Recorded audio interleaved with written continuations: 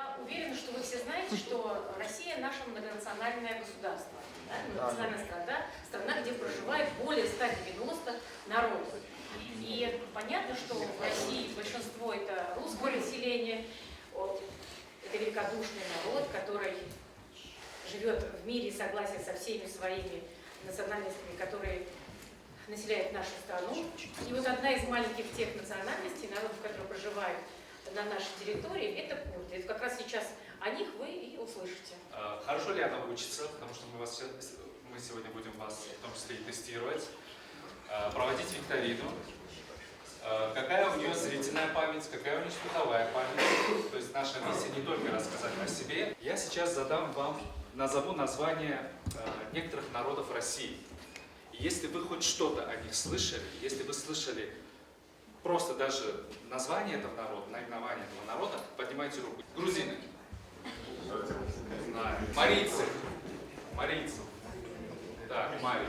Да, спасибо. Русские. Спасибо. Курды. Кто слышал о курдах? Мало, да. Вот как раз мы сегодня немного вам расскажем о том, кто такие курды. Если говорить об истории взаимоотношений курдов и русских, курдов и России, то она уходит на 4 столетия в прошлое. То есть в 17 веке, в начале 17 века, когда начались войны между Российской империей и Османской империей, курды выходили на арену, потому что они находились между двумя империями.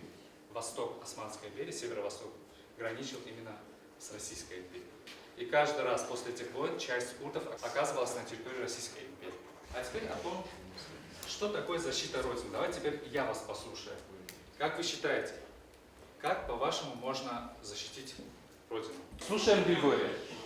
Защита Родины – это обороноспособность нашей страны, чтобы в случае чего мы могли дать отпор врагу и вражеским силам. Родина – это место, где мы родились, где мы воспитывались, где вложили достаточно большое время. Так. Родина – это какие-то традиционные ценности. Родина – это какие-то традиционные ценности, так. Свои обычаи. Свои обычаи. Родина – это место, где проживает большое количество народов. Родина, где проживает большое количество народов.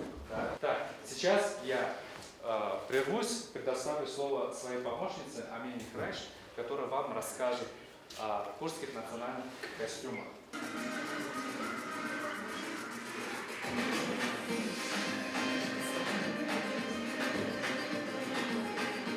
Такой костюм одевают в северных холодных регионах Курдистана.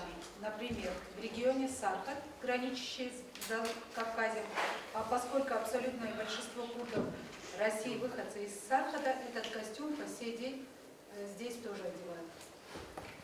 На территории каких государств сегодня расположен Курдистан? Турция, Сирия, Ирак, Иран. Вы так уверенно сказали и шаг вперед сделали. Хорошо. Да, правильно. Турция, Ирак, Иран и Сирия. Чем отличаются костюмы холодных регионов Курдистана от южных, жарких регионов? Цветом? Логически. Вот там, где холодно, и там, где жарко. Чем они могут отличаться? Правильно, да. Плотность ткани будет разная. Там, где холодно, ткань плотнее. Правильно. Было 15 республик Советского Союза. В каких из них курдов не было? Латвия, Эстония, Литва и Молдавия. Вы помогли. Ладно, давайте наградим обоих.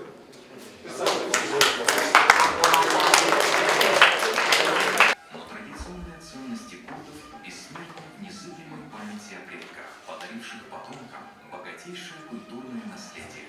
Если парень влюбился в девушку, и они просто думают, что без друг друга они жить не могут, он может ее украсть, он знает, что если он украдет, их могут убить обоих. И девушка знает, что если она с ним сбежит, их убьют обоих, потому что они оскорбляют род отца и матери. Тогда они должны будут найти другой какой-то род, сильный род, который будет готов взять их к себе.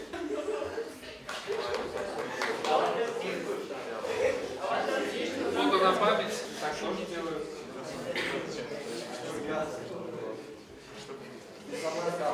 Так. фото на память. Много из того, что мы сегодня сказали, мы слышали в своей жизни впервые.